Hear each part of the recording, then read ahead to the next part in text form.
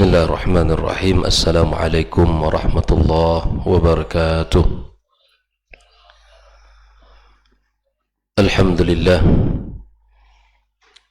Alhamdulillahi rabbil alamin. Wassalatu wassalamu ala nabiyyina al-mursalin wa ala alihi at-tayyibin wa man sara ala nahjihi ila yaumiddin. أشهد أن لا إله إلا الله وحده لا شريك له ولي الصالحين وأشهد أن محمدا عبده ورسوله الصادق الأمين يا أيها الذين آمنوا اتقوا الله حق تقاته ولا تموتن إلا وأنتم مسلمون اللهم علمنا ما ينفعنا وانفعنا بما علمتنا وزدنا علما اللهم آت نفوسنا تقواها وزكيها أنت خير من زكاها أنت وليها ومولاها أما بعد إخواني وأخواتي في الدين معاشر الحاضرين والحاضرات جماعة صلاة subuh Masjid At-Taqwa Induk As-Sakinah rahimakumullah. Alhamdulillah, bersyukur kita kepada Allah Subhanahu wa taala atas limpahan nikmat dan karunia yang Allah berikan kepada kita.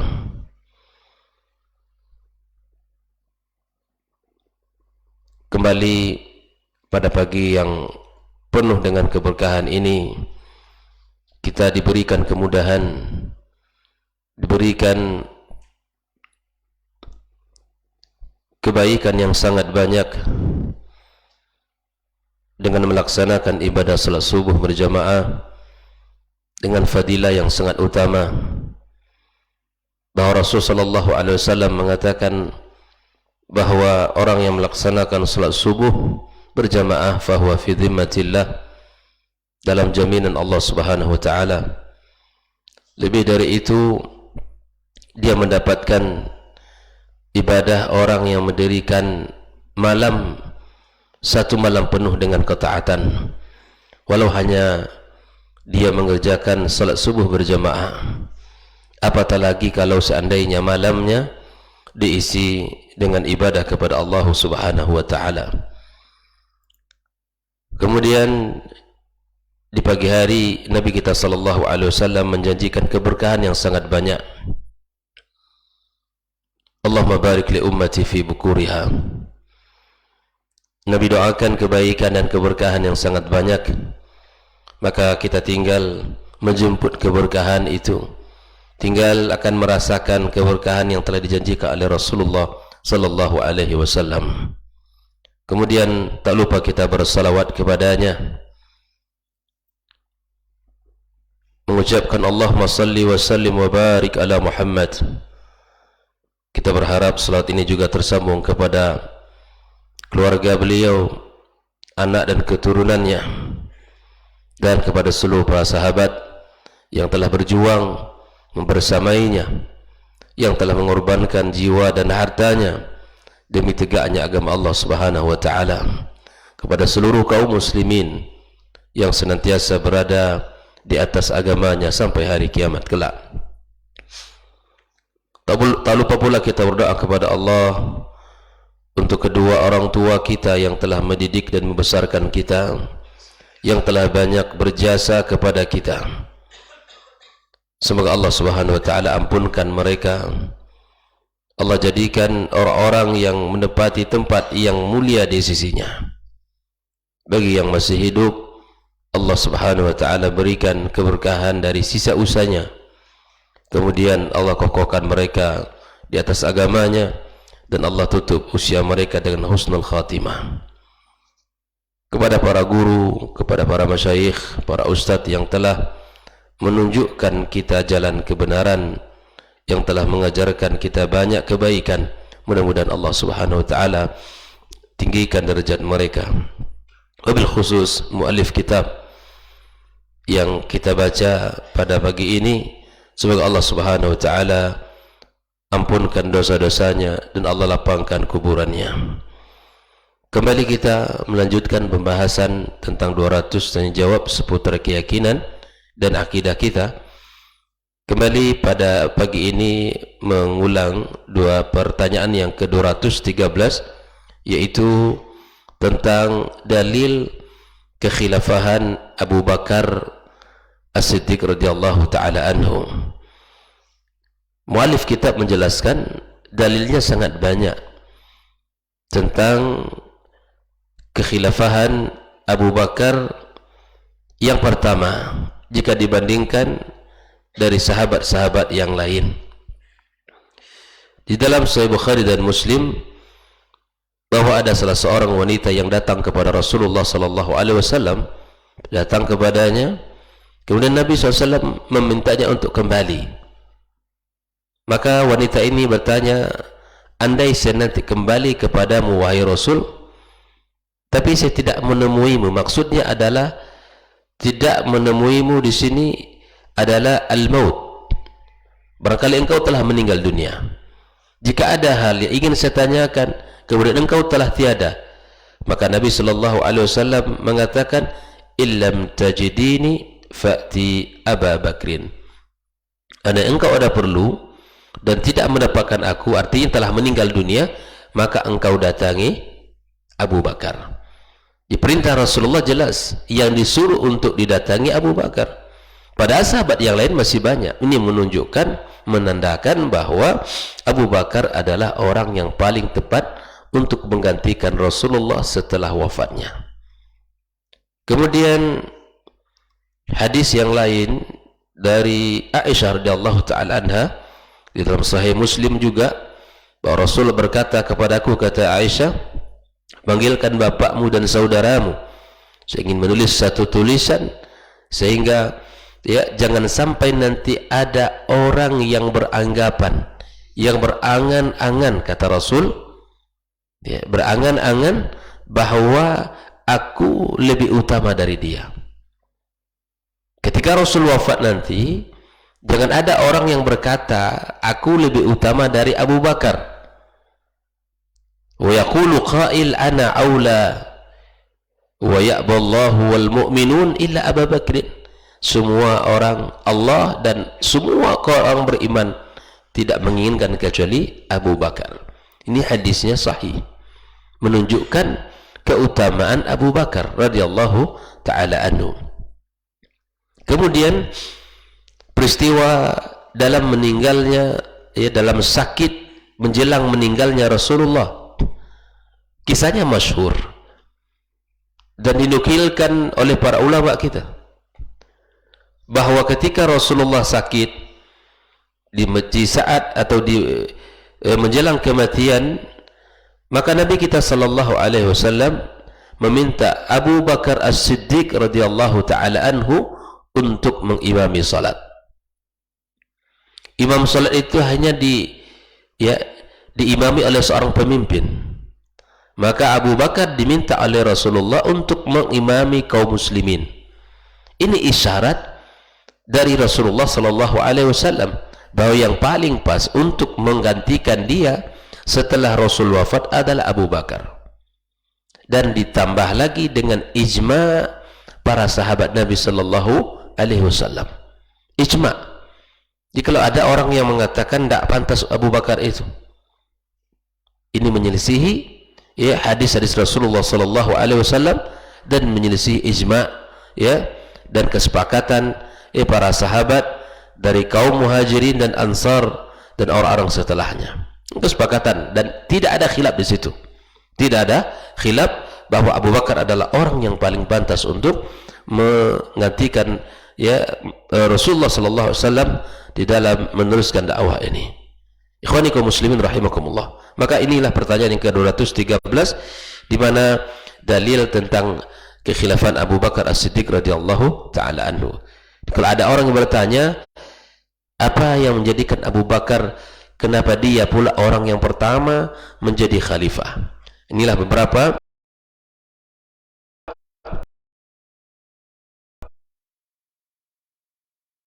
dalil yang disebutkan tentang keutamaan Abu Bakar As-Siddiq radhiyallahu ta'ala anhu dan isyarat-isyarat dari Rasulullah sallallahu alaihi wasallam.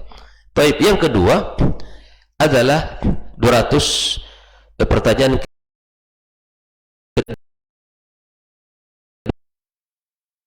214, apa dalil dijadikan Umar atau apa dalil khilafahnya Umar, apa dalil yang menjadikan Umar itu menjadi khilafah atau khalifah setelah Abu Bakar As-Siddiq. Ini kenapa Umar yang diangkat, tidak yang lain, tidak yang lain. Maka dalilnya sangat banyak, kata muallif kitab. Di antaranya adalah hadis Rasulullah sallallahu alaihi wasallam, hadisnya sahih, diriwayatkan Imam Tirmidzi dalam kitab Sunannya dan Imam Ahmad dalam kitab Musnad, Al-Hakim dalam Mustadrak. Beliau Rasul sallallahu alaihi wasallam mengatakan, inni la adri ma qadra baqa'i fikum. Aku tidak tahu, kata Rasulullah, berapa lama lagi usiaku ini bersama kalian. Faqtadu billadaini min ba'di, maka hendaklah kalian ikuti nanti setelahku dua orang setelahku. Ikuti dua orang ini. Maka Rasul mengisyaratkan yang pertama kepada Abu Bakar dan yang kedua kepada Umar. Abu Bakar disebutkan dulu oleh Rasul, kemudian setelah itu Umar. Ini isyarat dari Nabi bahwa setelah Abu Bakar yang paling afdal adalah Umar. Nah, hadis yang lain adalah hadis tentang fitnah, ya, di mana Hudzaifah Ibnu Yaman radhiyallahu taala anhu berkata kepada Umar, ya, anna bainaka wa bainaha bab, anna bainaka wa bainaha baban mughlaqan. Wahai Umar, antara kamu dengan fitnah itu ada sebuah, ya, pintu yang tertutup. Ada pintu yang tertutup. Ini tentang fitnah, bicara tentang hadis tentang fitnah. Maka Umar berkata, ayuftah am yuksar. Umar berkata, apakah pintu itu dibuka dengan cara baik atau dipecahkan? Umar ini memang tinggi apanya, instingnya, memahami bahwa antara dia dengan fitnah itu sebuah pintu. Maka apakah pintu itu dibuka dengan cara baik atau di pintu itu dipecahkan? Maka Umar berkata, Hudzaifah berkata, qala bal yuksar, pintu itu dipecahkan. Jadi bukan dibuka tetapi dipecahkan. Qala Umar berkata, idzan la yughlaq. Kalau pintu itu dipecahkan, dipatahkan, berarti pintu itu tidak bisa lagi ditutup. Yang mana dipecahkan, dihancurkan. Kalau dibuka baik-baik, bisa ditutup lagi. Tapi kalau dipecahkan, dihancurkan, idzan la yughlaq, kata Umar. Dan pintu itu tidak bisa lagi ditutup. Maka fakana al-babu Umar wa qasruhu qatluh. Maka maksud daripada pintu yang dipecahkan itu adalah Umar, ya, dan maksud dari pintu itu adalah Umar. Maksud dipecahkan itu bahwa Umar itu dibunuh. Umar sudah faham, ya, Umar sudah faham. Maka falam yurfa' ba'du sayf ba'dal ummah atau bainal ummah. Maka tidak bisa dielakkan lagi, ya, tidak bisa dielakkan lagi fitnah, ya, di antara umat ini. Bayangkan setelah masa Rasulullah, kemudian masa Abu Bakar As-Siddiq, dan di masa Umar sudah mulai banyak fitnah, apalagi zaman kita sekarang ini. Ya, zaman Umar saja tidak bisa dielakkan diangkatnya senjata, tidak bisa dielakkan fitnah yang sangat dahsyat tersebut. Maka Umar terbunuh, dan inilah maksudnya bahwa pintu itu dipecahkan dan dipatahkan. Ikhwani kaum muslimin, sampai hari ini pintu itu tidak bisa ditutup lagi karena sudah dipecahkan. Artinya zaman fitnah sudah mulai terbuka. Kemudian dalil yang ketiga adalah ijma'. Sebagaimana ijma' terhadap Abu Bakar, kemudian ijma' pula terhadap Umar bin Khattab radhiyallahu taala anhu, bahwa dia adalah orang yang didahulukan setelah Abu Bakar As-Siddiq radhiyallahu taala anhu dari sahabat-sahabat yang lain. Jadi dia orang yang dipilih untuk menjadi khalifah Amirul Mukminin setelah Abu Bakar As-Siddiq, sebelum yang lain. Nah, dari sinilah nanti terjadinya fitnah, khususnya orang-orang Syiah, bahwa mereka tidak terima kenapa Abu Bakar dan Umar yang terlebih dahulu untuk diangkat menjadi khalifah, kenapa tidak Ali bin Abi Thalib? Bukankah Ali yang menantu Rasul sallallahu alaihi wasallam, begitu juga dia keluarganya? Kenapa Umar dan Abu Bakar yang diangkat pertama? Nah, tentu ini adalah akidahnya orang Syiah, yang mana mereka tidak meyakini dan tidak mengimani, tidak sepakat dengan para kaum muslimin di dalam bab ini. Ikhwani kaum muslimin, ini dalil untuk Umar. Adapun pertanyaan yang ke-215, mad dalilu ala taqaddum Utsman ba'dahuma fil khilafah? Apa pula dalil didahulukannya Utsman setelah Abu Bakar dan Umar di dalam khilafah? Ini itu urutan yang ketiga ini. Jadi penetapan mereka yang 4 orang ini tidak asal-asalan. Ada isyarat dari Nabi dan ada perkataan Nabi SAW. Nah, di dalam bab ini kata mu'alif kitab, dalilnya sangat banyak. Seperti yang sudah kita bahas pada hadis keutamaan 4 orang sahabat ini.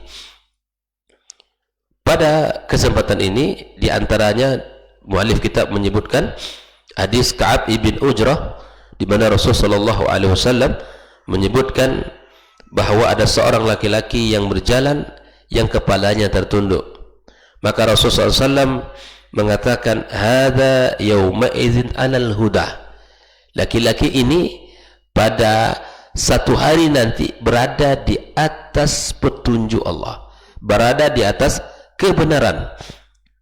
Fawathabtu fa'akhaztu bid'i Utsman thumma istaqbaltu Rasulullah sallallahu alaihi wasallam.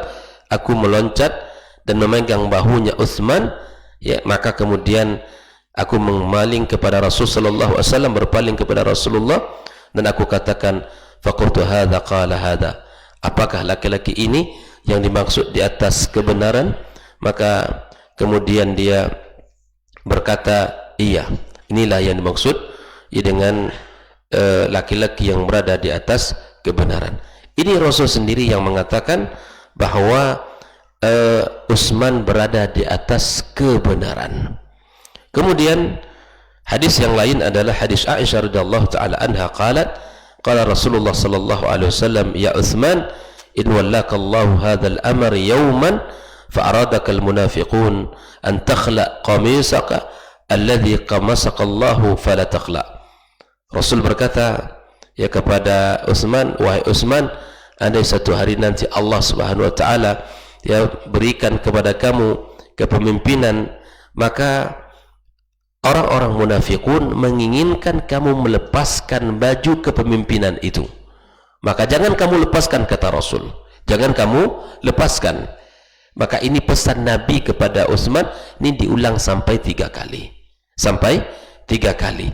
Ini hadisnya sahih dan dihasankan oleh Tirmizi dan disahihkan oleh Ibnu Hibban radhiyallahu taala anhu, dan Ibnu Majah isnadnya sahih.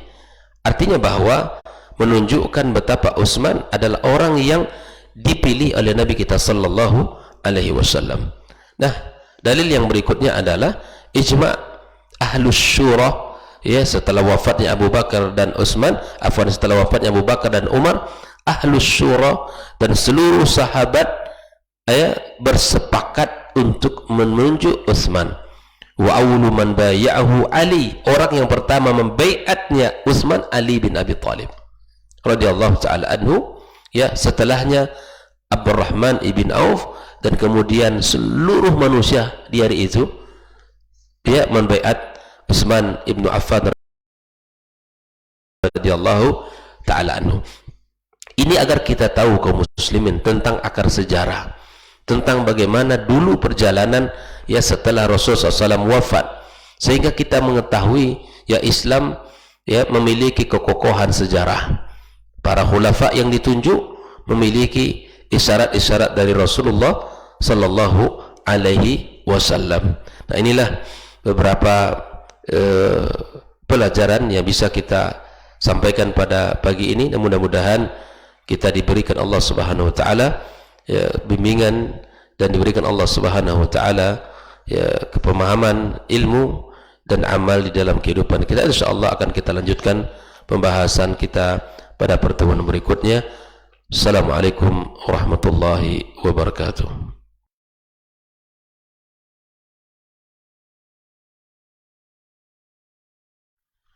Orang yang keluar dari rumahnya menuju rumah Allah untuk menuntut ilmu syar'i, maka sungguh dia sedang berjalan di jalan ilmu, dan itu akan memudahkannya untuk menuju surga Allah Subhanahu wa taala.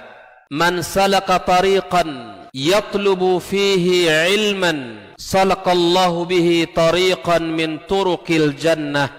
Barang siapa yang menempuh sebuah jalan yang ditempuhnya adalah jalan menuntut ilmu, maka Allah akan mudahkan jalannya untuk menuju surga Allah Subhanahu wa taala. Orang yang berangkat ke masjid untuk menuntut ilmu syar'i dianggap sebagai jihad fi sabilillah.